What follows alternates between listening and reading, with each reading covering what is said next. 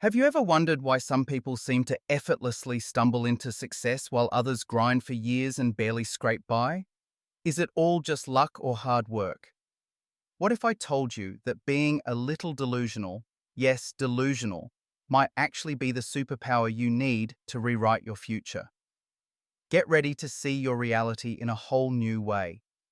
This is the Growth Mindset Project, and today we're peeling back the curtain to reveal the shocking truth: why delusion might be your secret superpower. Hey, before we dive in, make sure you subscribe and hit that bell icon so you can join our community and never miss a video designed to spark your growth mindset. Alright, let's get real. Have you ever noticed that everyone seems convinced they're carrying more of the load? At work, at home, or in a group project? Think back to how many times during the lockdown you heard people say, "I'm doing most of the homeschooling." The numbers never add up. Almost half of men claimed they did most of it, but only a tiny fraction of women agreed. Can they both be right? Of course not. This is what psychologists call egocentric bias, the tendency to believe we do more, contribute more, and even mess up more than those around us. It goes deeper than housework or parenting. When researchers ask co-authors how much they each contributed to a paper, their answers usually add up to more than 100%. Even couples who estimate what fraction of the clutter or arguments they're responsible for go over 100. We don't just overcredit ourselves for the good stuff, we often think we're behind the bad stuff too. Why? Because we live inside our own heads. We see the effort, the late nights, the annoyance, the small wins, our own, that is. We rarely witness the invisible work of others. And that bias doesn't just distort how we see partners or coworkers, it warps how we see our own success. Now let's talk about the classic debate: luck or hard work? What matters more? The easy answer is hard work. We love stories of struggle and triumph, the so-called overnight success that was really 10 years of relentless hustle, the athlete who trains until exhaustion. But are these stories the full picture? Consider a professional hockey league where nearly 40% of elite players are born in the first quarter of the year, compared to only 10% in the last quarter. It's not some magical birth month advantage, it's the age cutoff. Those born early are slightly older, stronger, and faster, so they get more playtime, better coaching, and more confidence. That edge compounds year after year, all because of a birthday. And it's not just sports. The biggest accidental lottery we all play is where and to whom we're born. Half of your lifetime earning power can be predicted by your country of birth. If you start in a place with limited resources, no matter how smart or driven you are, the climb is steeper. But why does this matter? And why do so many people resist the idea that luck has anything to do with success?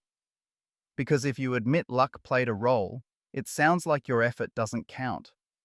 Our minds default to all or nothing thinking, luck or hard work. The truth? It's always both.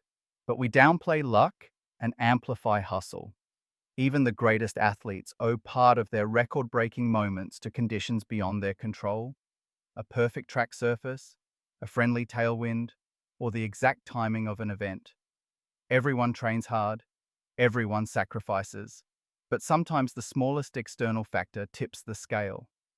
You can be the most prepared person in the room, and still, life might hand the trophy to someone else.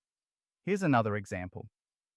When a major space agency opened applications for astronauts, more than 18,000 people applied, and only a handful were chosen.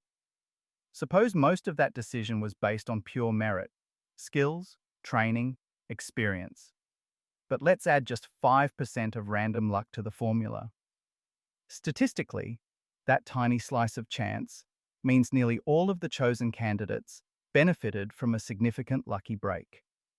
At the highest levels of competition, even a flicker of fortune reshuffles lives. If this is hitting home, tap that like button and tell us in the comments.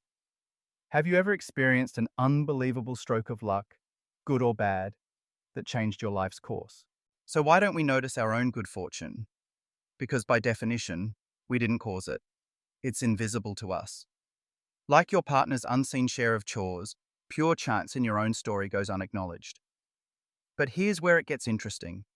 Believing you are in total control, even when you're not, can push you harder. When outcomes feel uncertain, who wants to pour in that effort? The belief that destiny is in your hands, a hopeful delusion, makes you keep striving. This kind of delusion powers countless success stories. If most people truly understood how random the odds were, they'd quit too soon. So a little self-deception becomes fuel. The problem is when that same mindset turns into entitlement. Once people succeed, especially if they gain wealth or power, it's easy to believe they deserve every bit of it. In experiments, people randomly assigned as leaders in a group discussion often feel entitled to more, say, the last cookie on a tray, even though their position was given by chance, not skill. That sense of earned superiority bleeds into the real world.